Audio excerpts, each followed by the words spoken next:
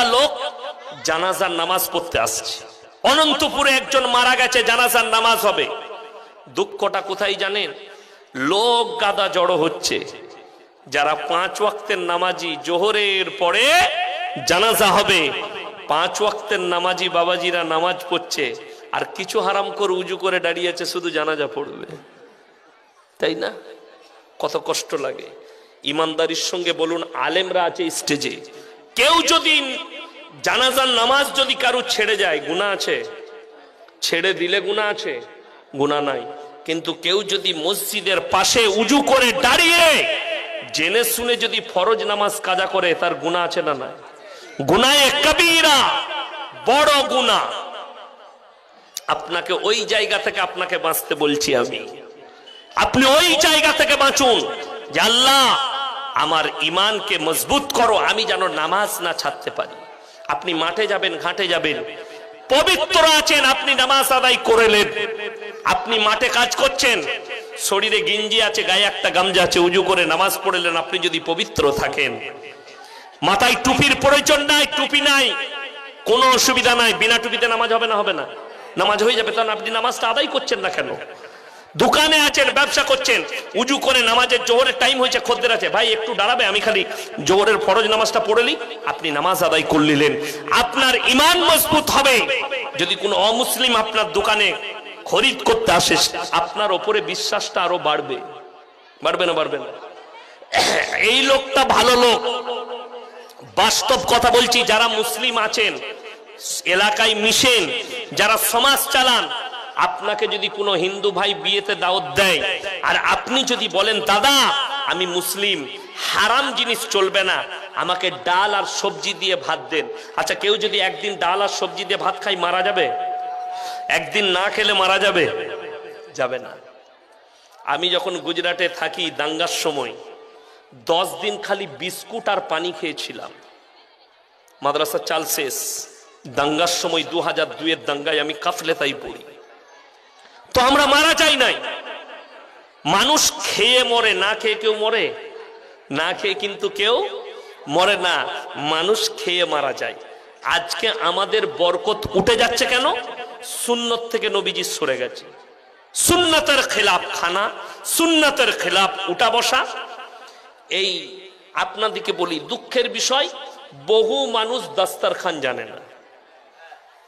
বাড়িতে দস্তরখান নাই, হয় বইয়ের উন্না ছিঁড়া বিছিয়ে দিচ্ছে মৌলবীকে, না হয় একটা গামছা বিছিয়ে দিচ্ছে।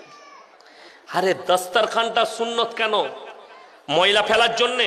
মূর্খামি। দস্তরখান এই জন্যে বিচারতে হয়, সেখানে কিছু পড়ে গেলে তুলে খাবার জন্যে। যারা উত্তরপ্রদেশে, দিল্লি, বোম্বাই, গুজরাটে পড়াশোনা করেছে তারা জানে, তারা মেহমানকে বাটিতে তরকারি দেয় আর দস্তরখানের ওপরে রুটি নামিয়ে দেয়, প্লেটে নয়। নিয়ে নিয়ে ছিঁড়ে ছিঁড়ে খাও দস্তরখানের ওপরে। আর আমাদের দেশে দস্তরখানি জানে না, প্লেট। একটা বিয়ে বাড়িতে খানা খেতে বসেছেন সুন্নত তরিকায়, লোকের পেলে জলসায় কিংবা বিয়ে বাড়িতে হারামখোর গলা পর্যন্ত খাচ্ছে। আর রাসূলের সুন্নত হচ্ছে এক ভাগ খালি, এক ভাগ পানি, এক ভাগ খাবার। এক ভাগ খালি, এক ভাগ পানি, এক ভাগ খাবার। এই লোকের বিয়েতে খেতে গেছে, এতটা পর্যন্ত মাংস ভাত খেয়েছে, দিয়ে ঘরে এসে শুয়ে আছে। জোহরের আজান হয়েছে, বউ বলছে যাও নামাজ পড়তে যাবে না, আজান হয়ে গেছে। পড়ে পড়বা। ও পড়বে কি করে? এতটা খেলে নামাজ পড়া যাবে? গলা পর্যন্ত টেনেছে। না, ওটা সুন্নত তরিকা নয়, তোমার ইবাদত হবে না। রাসূল সাল্লাল্লাহু আলাইহি সাল্লাম যতগুলো সুন্নত বলেছেন, নখ ছোট, গোঁফ ছোট, দাড়ি বড়। জোরে বলুন সুবহানাল্লাহ। নখটা ছোট কেন নবীজি বলেছেন? বিশেষজ্ঞরা, ডাক্তাররা, আমেরিকার বৈজ্ঞানিক, পৃথিবীর দামি দামি বৈজ্ঞানিকরা নবীজি সুন্নতের উপরে রিসার্চ করেছে। জোরে বলুন সুবহানাল্লাহ। আর রিসার্চ করার পরে সব একদম বৈজ্ঞানিক যুক্তি পেয়েছেন। নবীজি বলেছেন মোষ ছোট, আর বৈজ্ঞানিক বলছে তোমরা মোষ ছোট এই জন্য রাখবে, পানিতে ডুবে যদি যায় আর সেই পানিটা পেটে গেলে তোমার পেটে পয়জন হতে পারে। আর রাসূল 1400 বছর আগে বললে মোষ ছোট রাখো, মোষ যদি বড় হয় পানিতে ডুবে ওই পানি পান করা হারাম। জোরে বলুন না সুবহানাল্লাহ। নবীজি 1400 বছর আগে বললেন নখ তোমরা ছোট রাখো, এই জন্য ছোট রাখবে তার ভেতরে নাজাসাত যদি চলে যায় আর পেটের মধ্যে যায়। আর নখ হচ্ছে বড় বড় রাখা হচ্ছে জানোয়ারের একটা আচরণ।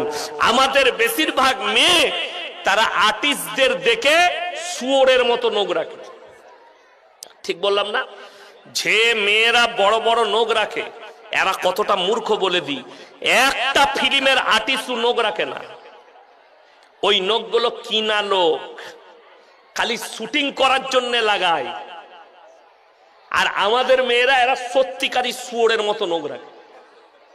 আমি বাস্তব, তখন আমি বাসে ট্রেনে জলসা করতাম আর আমি বেশি দূরে যেতাম না। আমি দিনাজপুর অনেকবার এসেছি, এই দিকটাই আসি নাই তখন। তো আমি একবার আমার বাড়ি থেকে বর্ধমান যাচ্ছি, বর্ধমান থেকে ট্রেন ধরবো, দেখেন হাতেতে এখনো একটু একটু দাগটা আছে, মনে হয় না মিটে গেছে, এইখানে আছে। আমি এরকম হ্যান্ডেল ধরে সামনের সিটে বসে আছি, আর একটা খালা চাবলো, একদম এখানে নখটা লাগলো, ফাড়া গেল। কি বুঝলেন? আর আমি মনে মনে ভাবি কোন হারাম করে যে এই ইংরেজিটা বার করে হলো, যেমনি রক্ত বেরিয়ে গেল, আই এম সরি, আমরা যা তো সব ক্ষমা হয়ে গেল, তাই না? আমি খালি চিন্তা করি কোন হারাম করে এই ইংরেজি বার করে এলো।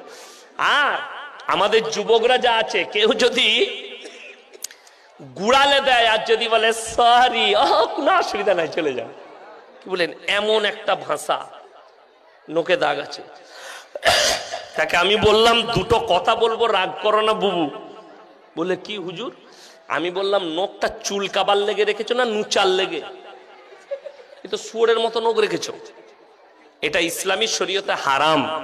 তার নামটা জিজ্ঞেস করলাম, আমি বললাম দুঃখ হলো তোমার নাম শুনে তুমি একটা মুসলিমদের মেয়ে না, তোমার মধ্যে পর্দা আছে, তুমি শুয়োরের মতো নখ রাখেছো। অনেক মেয়েরা যারা নেল পালিশ ব্যবহার করে হাতে আর আঙ্গুলে আর পায়ে, শুনে রেখে দেন, তোমরা যদি অপবিত্র হও, তোমরা যদি 100 বার ফরজ গোসল করো, ওই নেল পালিশ থাকাকালীন ফরজ গোসল হবে না। এটা ভাবতে হবে। আমাদের অনেক মহিলা জানেই না নেল পালিশ ব্যবহার করে। যদি বলেন মেহেন্দি, মেহেন্দি লাগান, কোনো অসুবিধা নাই, নখেতে লাগান, হাতেতে লাগান, কোনো অসুবিধা নাই। কিন্তু নেল পালিশ ব্যবহার করা হারাম না। উজু হবে, উজু হবে না। কোন মহিলা যদি নেল পালিশ লাগিয়ে উজু করে তার উজু হবে না। ফরজ গোসল করে, ফরজ গোসল হবে না। যদি বলেন লাগিয়ে ফেলেছি, তাদেরকে অনুরোধ করছি বেলেটে করে চেঁচে বার করে দাও কাল থেকে, যদি আল্লাহকে ভয় করো। আমার ভাই, আপনার বাড়িতে তারবিয়াত নিয়ে আসুন, সবাই আনবেন, জোরে বলুন ইনশাআল্লাহ। তারবিয়াত, তারবিয়াত কাকে বলে? ইসলামী কৃষ্টি কালচার নিয়ে আসুন। আল্লাহর কসম করে বলছি, রাসূল সাল্লাল্লাহু আলাইহি সাল্লাম যে আখলাক দিয়েছেন, যে চরিত্র এনেছেন, এটা যদি পৃথিবীর মানুষ মেনে নেয়, তার জীবনে কোনো রকমের কষ্ট আসতে পারে না। সারা রাত একটা লোক তার ঘরে ঢুকে আছে, সারা রাত ঢুকে আছে। ভোরের বেলায় যদি ধরা পড়ে যায়, তখন কিন্তু সে রাতের বেলায় ঢুকে আমাকে আমাদের জামা ছেড়ে দিয়েছে, এই করেছে, নাটক করে না, করে না। কিন্তু হারামখোর সারা রাত ঢুকে আছে সেই নারীর ঘরে, ও চিল্লাই নাই, ভোরের বেলায় ধরা পড়ে গেছে দিয়ে চিল্লাচ্ছে। এটা হচ্ছে নাটক। আমাদের যারা বিচারক আছেন তারা ভালো করে শুনবেন, যারা বিচার করেন। ইউসুফ নবী যখন দেখলে আমার উপরে তহমত দিয়ে দিয়েছে, ব্যভিচারের তহমত, ইউসুফ নবীর চোখ দিয়ে পানি, আল্লাহ তুমি আমাকে হেফাজত করো। আল্লাহ বলে যে বাচ্চা শুয়ে আছে তার দিকে ইশারা করো, আমি আল্লাহই কাফি। যেমনি ইশারা করেছেন, বাচ্চা বললে বাচ্চা শোনো, ইউসুফ নবীর জামার সামনের দিকটা যদি ছেঁড়া হয়, ইউসুফ নবী অপরাধী। জামার পেছন দিক যদি ছেঁড়া হয়, জুলাইখা অপরাধী। বাদশা যখন পরীক্ষা করলেন, দেখলেন জামার পেছন দিকটা ছিঁড়া। কে অপরাধী? বাদশার বিবি জুলাইখা অপরাধী। ছেলে যদি মেয়ের ঘরে ধরা পড়ে, মেয়েটা অপরাধী হবে বিচারের অবস্থায়, ছেলেটা অপরাধী নয়, যেহেতু মেয়েটা সুযোগ দিয়েছে বলে ছেলেটা ঢুকতে পেরেছে। আওয়াজটা কি হচ্ছে? আমার ভাই, মেয়ের ঘরে যদি ছেলে ধরা পড়ে, মেয়েটা অপরাধী, রাস্তায় যদি ধর্ষণ হয় ছেলেটার মুন্ডু ছেদ করে দেয়। ছেলের ঘরে যদি ধর্ষণ হয় ছেলে অপরাধী হবে। নারীর ঘরে নারীটা সুযোগ না দিলে একটা পুরুষ ঢুকতে পারবে না। হয়তো সে সুযোগ দিয়েছে বলেই ঢুকেছে। আমার ভাই, আপনাকে বলে যাই, প্রত্যেকটা ভাইকে, শুধু এইখানেই নারীদের চক্রান্ত শেষ নয়। ইউসুফ নবী কয়েদে চলে গেলেন, কয়েদ থেকে যখন শুনেলেন গোটা মিশরে বদনাম ছড়িয়েছে। আপনাকে একটা কথা বলি, আমি ইয়াসিন, একজন বক্তা মানুষ, সবাই চিনে না? আমি যদি কালকে কোনো নারীকে ধর্ষণ করি, এটা যদি মিথ্যা করেও ফাঁসাই, প্রচার হবে না? হবে না? অনেক হবে। আমাদের দেখবেন বিহারের একজন পূর্ণিয়ার বক্তা আছে, আমার সাথে অনেক জলসা করেছে, বন্ধু মানুষ, জার্জিস আনসারি। তাকে আপনার ধর্ষণ কেসে ফাঁসানো হয়েছিল। উত্তরপ্রদেশের সরকার ফাঁসিয়েছিল একটা নারীকে দিয়ে, জাল বিছিয়ে। তো এরকম হতেও পারে। তো তার নামে একটা অপপ্রচার হয়েছে না হয়নি? হয়েছে, এরকম হবে। তো জুলাইখার নামে অপপ্রচার শুরু হলো যে বাদশার বিবি গোলামের সঙ্গে ধরা পড়েছে। কিন্তু নবী কেউ জানে না ইউসুফ কে, আল্লাহর কাছে কি মর্তবা এটা জানে না। কেন? তখনও আল্লাহ নবুয়ত দান করেননি। তারপরে জুলাইখার রাগ হয়েছে, বাদশার বিবি বললে মিশরের সব মেয়েদিকে দাওয়াত দাও আমার ঘরে। সমস্ত নারীর দাওয়াত হয়ে গেল শহরে। প্যান্ডেল করেছেন, দুটো গেট, সেই গেটে ইউসুফকে বলা হয়েছে যখন তোমাকে অর্ডার দেব, এই গেটে ঢুকে ওই গেটে বেরিয়ে যাবে। ইউসুফ নবী এই কথা শুনলেন। আর জুলাইখা, প্রত্যেকটা রেওয়ায়েতে আছে, প্রত্যেকটা নারীর হাতে একটা করে ছুরি আর একটা করে ফল। কোন মুফাসসিরিন বলেছেন আপেল, কেউ বলেছেন বেদনা, কেউ বলেছেন মুসাম্মি। ফল একটা সবারই হাতে ছিল। এই জুলাইখা বললে আমি অর্ডার দেবো, তোমরা কেটে খেতে শুরু করো। যখন বলা হলো ইউসুফ নবীকে তুমি এই দরজায় ঢুকে ওই দরজায় বেরিয়ে যাও, যখন চলে গেছে সমস্ত মেয়ে তখন দেখছে আমরা কেউ ফল কাটিনি, সবাই নিজের হাত কেটে বসে আছে। কেন? আল্লাহ এতটা সৌন্দর্যতা দিয়েছিলেন ইউসুফ নবীকে। সমস্ত মহিলারা বললেন জুলাইখা যাকে প্রেম করেছে এটা ভুল করেনি, এরকম ছেলেকে কেউ ছাড়তে পারবে না। এখানেই শেষ নয়, মেয়েদের চক্রান্তটা শুনে নাও যুবকরা। এরপরে জুলাইখা যখন দেখলে মেয়েগুলো বুঝে গেছে যে আমি যা করেছি ভালো করেছি, যাকে প্রেম করেছি ঠিক করেছি, ওই জুলাইখা তখন সমস্ত মেয়েকে বললে তোমরা একা একা কামরায় যাও, আর ইউসুফকে বলো সে যেন আমাকে প্রেম দান করে। যটা মেয়ে ভেতরে গেছে কেউ কিন্তু জুলাইখার জন্য বলেনি, যেই গেছে সেই বলেছে আমাকে প্রেম করো। কথাটা বুঝতে পারেননি? এইটা হচ্ছে মেয়েদের চক্রান্ত, কঠিন চক্রান্ত। আমাদের দেশের ছেলেদের দুর্বলতা, ও যদি ইটাহারে বাসে চাপে আর কোন মেয়ে যদি একবার খালি হেসে দেয়, বাস তার ভাড়া দিয়ে দিবে, যা বুঝে করবে। আর একবার হাসলে তাকে মোড়ে নেমে নাস্তা টিফিন করিয়ে দিবে। দিয়ে আমাদের সমাজে কথাতেই আছে, হাসি তো ফাঁসি, আর যে ফাঁসলো সে গেল। যদি বলেন হুজুর ইসলামে প্রেম জায়েজ নাই, কে বললো জায়েজ নাই? মায়ের সাথে করো, বোনের সাথে করো, বিটির সাথে করো, বাবার সঙ্গে, মায়ের সঙ্গে, প্রতিবেশীর সঙ্গে, দাদু দাদি, নানা নানি, ফুপু ফুপা, মামা মামি, সবার সঙ্গে প্রেম জায়েজ আছে। কিন্তু তোমরা যেটা বলছো উটি হারাম। Hello I love you come here, উটি হারাম। আর এখন তো শুনেলেন, আমি বলেছি কালকের জলসায় যে আমার ভাই কান খুলে শুনে লাও, এমন একটা দিন আসবে, এমন একটা জায়গা তৈরি হবে, সেই জায়গা আমাদের মতো কিছু মৌলবীর দ্বারা, হুজুরদের দ্বারা দিনে অপপ্রচার হবে। বাংলাদেশের একটা হুজুর বেরিয়েছে, প্রেম বিশেষজ্ঞ হুজুর, শুনেননি? অনেক যুবকরা তাকে ভালোবাসে। তার নাম হচ্ছে আবরারুল হক আসি। মালটা ঠোঁট পালিশ লাগায় মাঝে মাঝে, কি বুঝলেন? এর নাম দিয়েছি বহুরূপী। আমি মাদ্রাসা থেকে এই জামা পরে, প্যান্ট পরেই বেরিয়েছি, লুঙ্গি পরেই বেরিয়েছি, এই পোশাক পরি। যিনি আমাকে কামরা থেকে নিয়ে এলো তিনি বলছেন হুজুর ড্রেস করবেন না? আমি বললাম আমি বহুরূপী মাল নয়, আমার কাছে ঠোঁট পালিশও নাই আর গাল পালিশও নাই। উজু করব, নামাজ পড়ব, যা পোশাক আছে আল্লাহ দিয়েছে। আপনাদের কি মনে হচ্ছে আমাকে ভিখারি মনে হচ্ছে? আল্লাহর কৃপায় মনে হবে না, এটা আমাদের খুসুসিয়াত ইনশাআল্লাহ। এ বলছে রাস্তায় যদি কোনো মেয়েকে দেখে ভালো লাগে তাকে প্রপোজ করে দাও, তোমাকে ভালোবাসি। কত বড় নেমখারামি কথা! রাস্তায় একটা পর নারীকে দেখে ভালো লাগলে তাকে তুমি আই লাভ ইউ বলবে, আর তোমাকে ছেড়ে দিবে, জুতো মারবে না মারবে না? তো আমি একটা জলসায় বলেছি যে আমি যদি বাংলাদেশ জলসা করতে যাই আর রাস্তায় যদি তোমার মাকে দেখতে পাই আর আমার যদি ভালো লাগে তো আমি আই লাভ ইউ বলবো?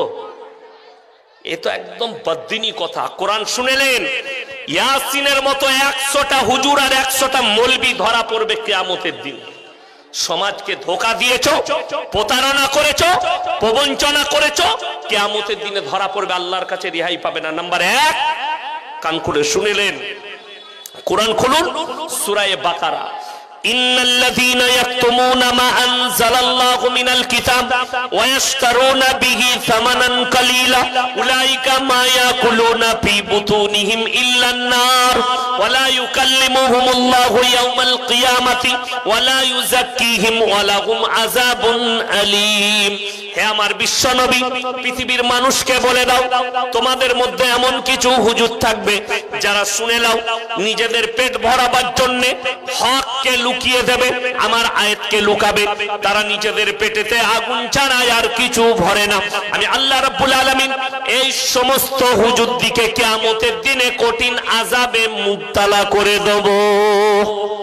অনেকজন বলে এই সমাজে কোন হুজুরের কথা শুনবো? আপনাকে আমার কথাও শুনতে হবে না, আপনাকে আমি হক কথা বলে যাচ্ছি একটা। আপনাদের এখানে হাট কোথায় আছে? বাজার, সবজি বাজার বিটিআরে আছে না নাই?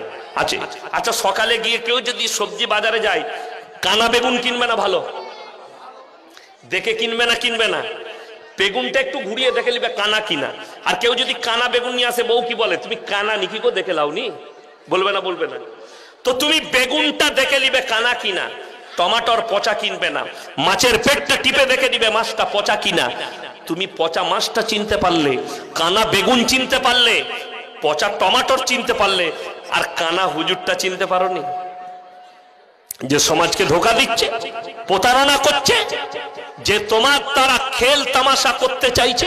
আজকে তো এটাই সমাজ বুঝে না। আমাদের সমাজ যেমন অনেক মা বোন আছে, এরা আল্লাহ থেকে বেশি তাবিজে বিশ্বাসী, আল্লাহ থেকে বেশি তার সৃষ্টিতে বিশ্বাসী। আপনি চলুন, ছেলে হচ্ছে না, আল্লাহর কাছে নামাজের পাটিতে কাঁদবে না? কাঁদে? কাঁদে না। আল্লাহর দেয়া ইবাদত গুলো করবে না, আল্লাহর কাছে কান্নাকাটি না করবে। এরা হুজুর খুঁজে বেড়াবে কোন হুজুরের তাবিজ, হুজুরের তাবিজে ছেলে হবে। আর এরকম মাল গাদা আছে, দিনাজপুরও পাবে। ওই জন্যই তো আমি গাল খাওয়া বক্তা, গাল খাচ্ছি। কি বুঝলে? অনেকজন গাল দিচ্ছে, আলহামদুলিল্লাহ, গালটা আমার জন্য দোয়া, কিন্তু আমি বলা ছাড়বো না, তোমাদের ভণ্ডামি ফাঁস করব। আমার ভাই, তাবিজে আপনি বিশ্বাসী হচ্ছেন, আপনি যদি আমার কাছে, অনেকজন বলছে আমার তাবিজে বেটা ছেলে হয়, খোঁজ নিয়ে দেখুন সে হারাম করে একটা বেটা না। আচ্ছা, আমাদের তাবিজে বেটা ছেলে হলে পঞ্চায়েত গুলো কাদের দখলে হতো? হুজুরদের দখলে হতো না? 4টা বিয়ে করা ইসলামে জায়েজ আছে না নাই? তো আমি 4টা বিয়ে করব, বছরে একটা করে ছেলে, 4 10 কত? 10 বছরে 40টা ছেলে, লাঠির জোর, আমার পঞ্চায়েত আমার। কথাটা বুঝতে পারেন? আচ্ছা, আমি ইয়াসিন, আপনারা মনে করছেন এত ভালো বক্তা, যদি তাবিজে ছেলে হয়, আমার তো 2টো মেয়ে হতো না, আমার 2টো ছেলে হতো, ঠিক কিনা? কথা বলে, আমার 2টো ছেলে হতো, মেয়ে নয়, আল্লাহ মেয়ে দিয়েছি। কোরআন শোনাবো, আমি গাঁজা করি, গল্প করিনি। যাদের বাড়িতে মানে কোরআন আছে খুলবেন।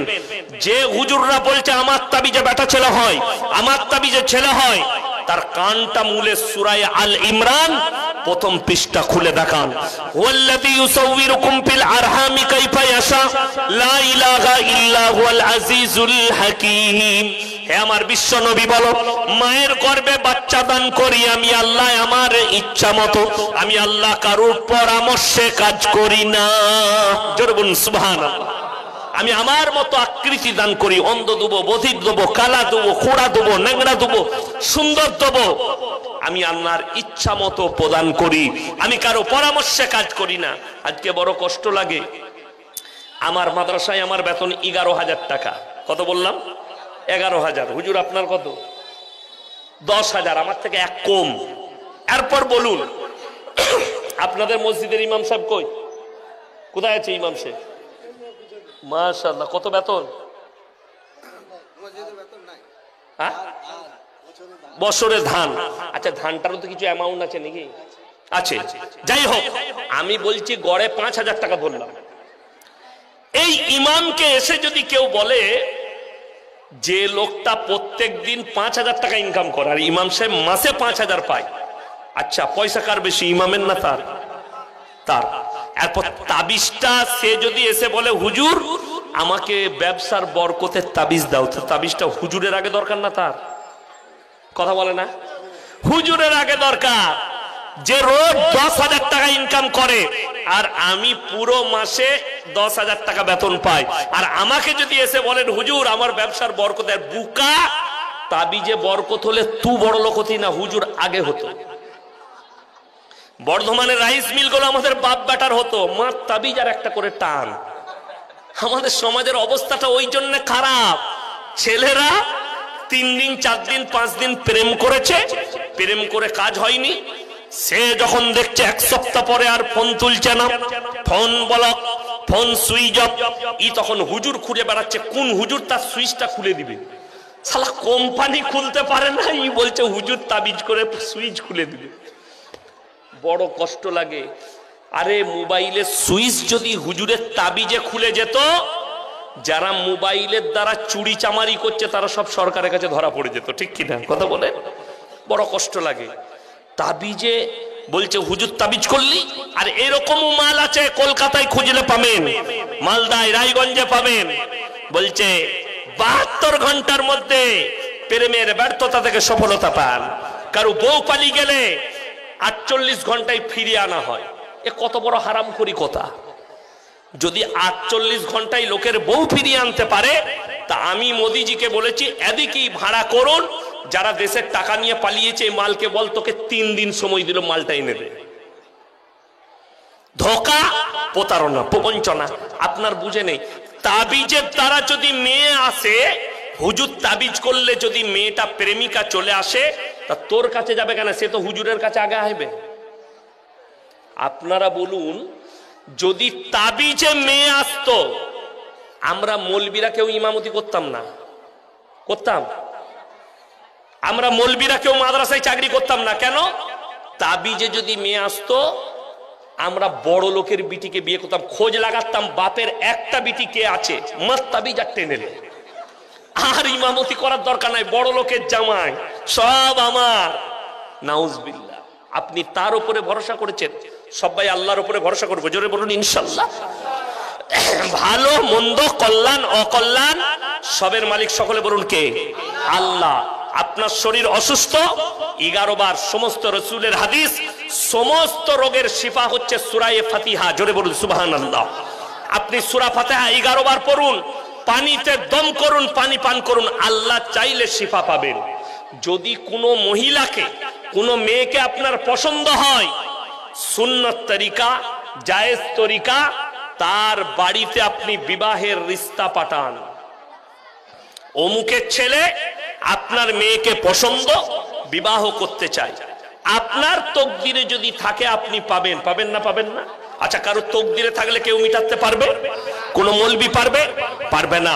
আপনার তকদিরে আল্লাহ যেটা রেখেছে সেটাকে রদ করার ক্ষমতা আল্লাহর কসম করে বলছি পৃথিবীর কোন শক্তি নাই, কেউ পারবে না। যদি এটা সত্য হতো, বেঈমান কাফেররা যা মেহনত করেছে আল্লাহর কসম কোরআনকে মিটিয়ে দিত, কিন্তু আল্লাহর কসম আল্লাহ ছাড়া কিছুই হয় না।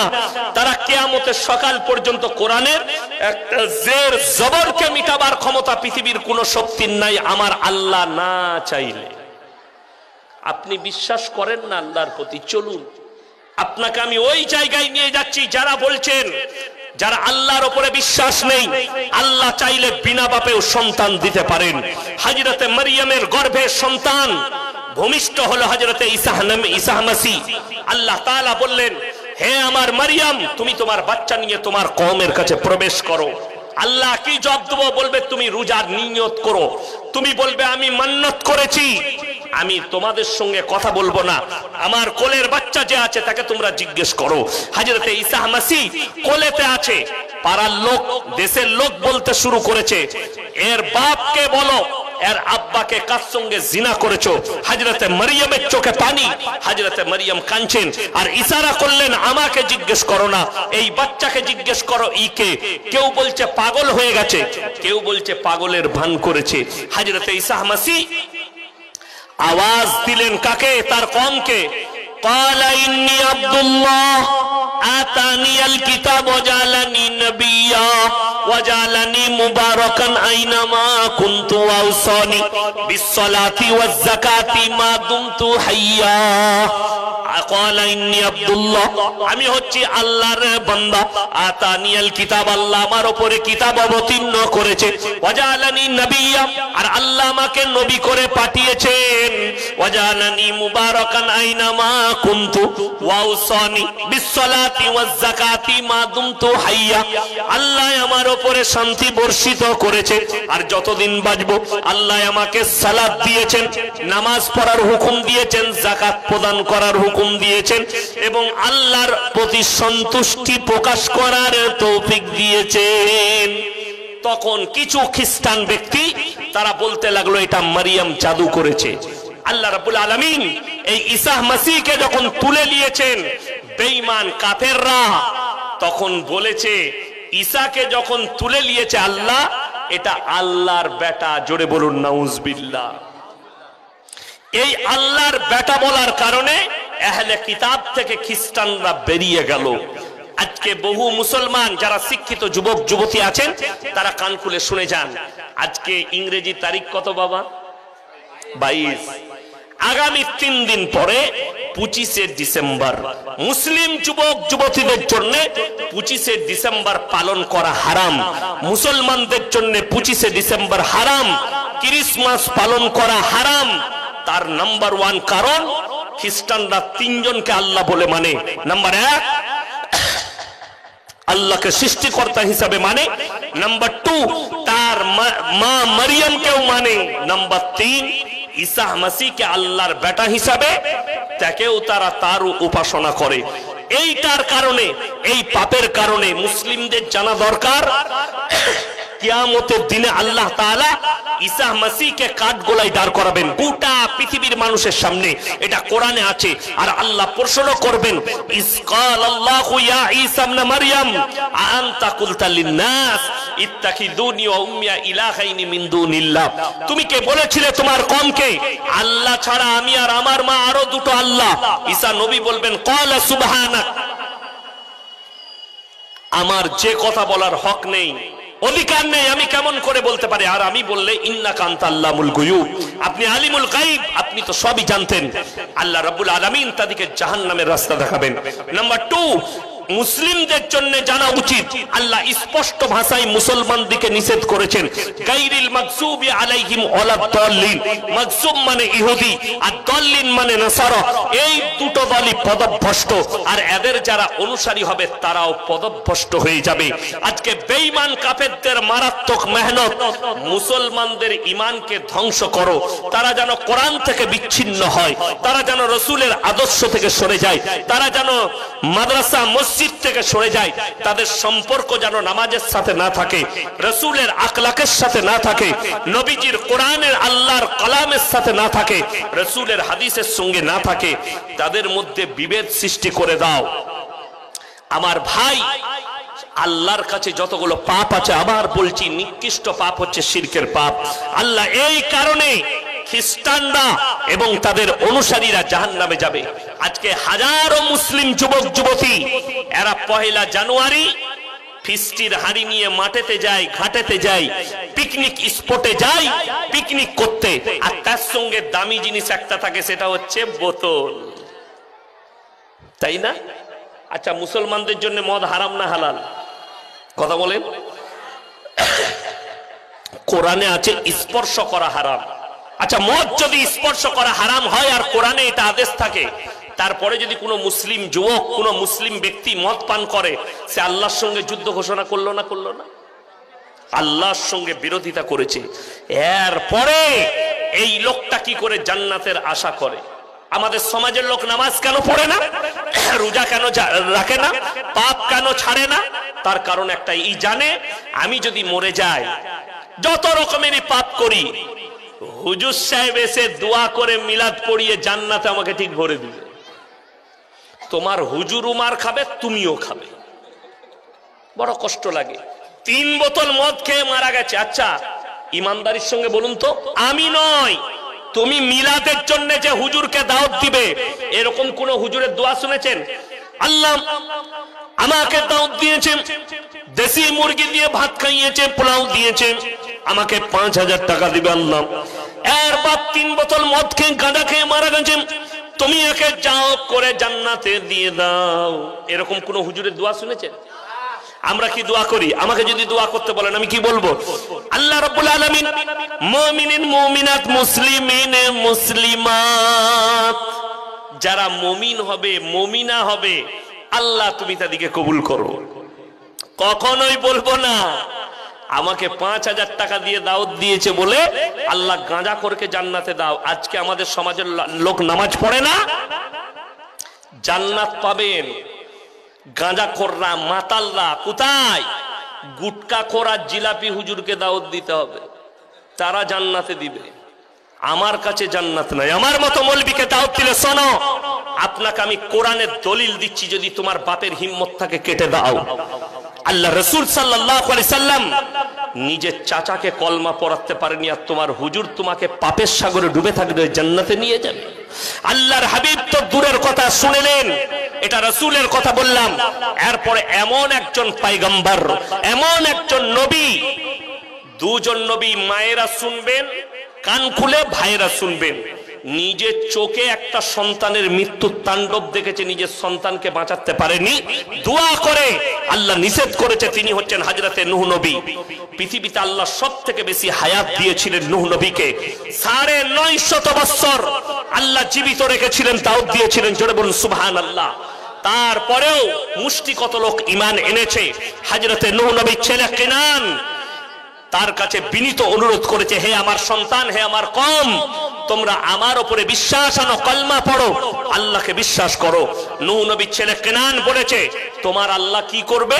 বলে আমার আল্লাহ মুষলধারার বৃষ্টি দিয়ে কঠিন আযাবে তোমাদিকে দরিয়ায় ডুবিয়ে দিবে, তোমাদিকে সমুদ্রের মধ্যে ভরে দিবে।